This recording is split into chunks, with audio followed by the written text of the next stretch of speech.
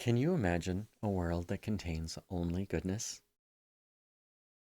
In today's 5-minute miracle, I'll show you that you live in that world. Hello, I'm Chris T. And the 5-minute miracle you attend today is one in a series of videos that detail profound wisdom of the prophets. This is an introduction to what actually exists in our world. If you find this session of value and you'd like to see more of these, click subscribe. And to be notified of future sessions, click the bell. So, a world that is only good? To understand how this works, we'll need to discern a few terms from ancient texts.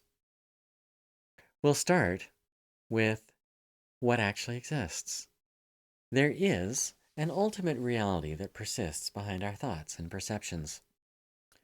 Now, that is not what we perceive, is it? We get information from that reality, process it within our minds to create a view of what actually exists. And our view is accurate to the extent that our beliefs match the ultimate reality. Well, that means that we live in a reality that is in our minds. That's what we experience. And that we actually exist within an ultimate reality.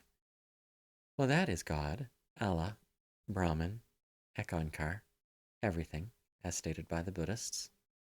It's what actually exists. And it's entirely wholesome. But it may be more wholesome in some ways than others. I'll explain. You can think of wholesomeness kind of like the water in this glass. There is the wholesomeness, and there is the unwholesomeness. The wholesomeness is the wholesomeness, or what does exist of a goodness we would claim, while the unwholesomeness is the unwholesomeness, or what doesn't exist of that goodness. Now we want the entire goodness.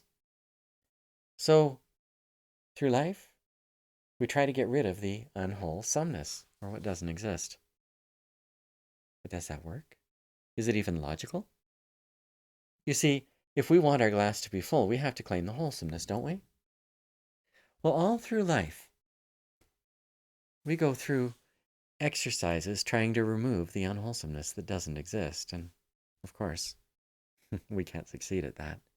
We perceive everything in those terms, though. We see ourselves that way. We see our world that way. We see our world in terms of what doesn't exist. But if it doesn't exist, how does it define our world? What exists ultimately is the wholesomeness. It's all there is.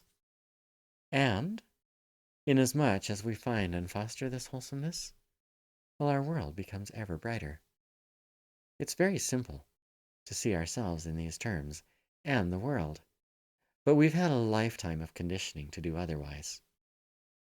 It'll take a little bit of clarity with regards to what actually exists before we'll be able to see everything in terms of goodness.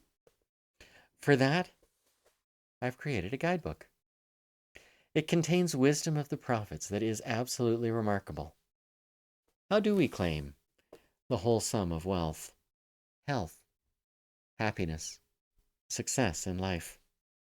The ancients understood how all of that worked, and I've translated what they taught into the words of today. Now, if you'd like to read that guidebook, just look for Be Your Greatest Self on Amazon or in select bookstores throughout the world. I know there is a great individual waiting to be revealed in you.